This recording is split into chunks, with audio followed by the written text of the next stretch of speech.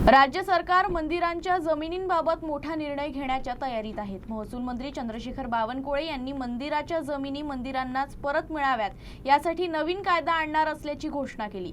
राज्यातील 5.5 लाख हेक्टर देवस्थान जमिनींवर विविध प्रकारचे अतिक्रमण झाल्याचा दावा करत पुढील 3 महिन्यात या संदर्भात नवा कायदा लागू केला जाईल अशी ही माहिती त्यांनी दिली।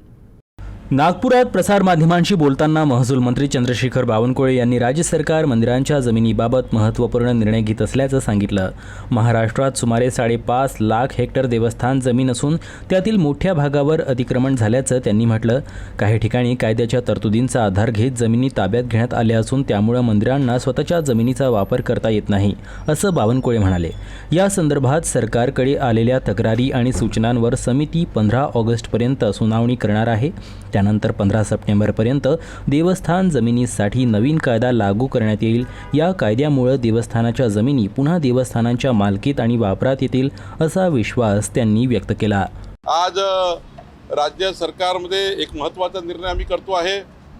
राज्यामध्ये ज्या 5.5 लाख हेक्टर देवस्थान इनाम जमिनी आहे, ज्या छत्रपती शिवाजी महाराजांच्या काळापासून देवस्थानला जमिनी मिळाल्या होत्या, त्या 5.5 लाख हेक्टर जमिनीवर अनेक अतिक्रमण झालेले आहे।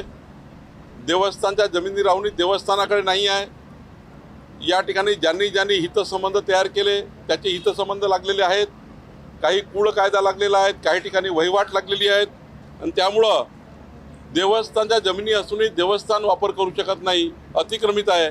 आणि म्हणून देवेंद्र फडणवीस सरकार, आमच्या सरकारने विचार केला होता की महसूल खात्याने यामध्ये पुढाकार घ्यावा, कारण जमिनी या महसूलची आहे आणि त्यामुळे या जमिनी पुन्हा देवस्थानला परत मिळाव्या, देवस्थानाचे हक्क साबित व्हावेत, देवस्थानचं अतिक्रमण सरकारने कमी करून देवस्थानला द्यावं, कारण देवस्थान जमिनी अतिक्रमण कमी करू शकत नाही, इतकं बलाढ्य लोकांचं अतिक्रमण आहे।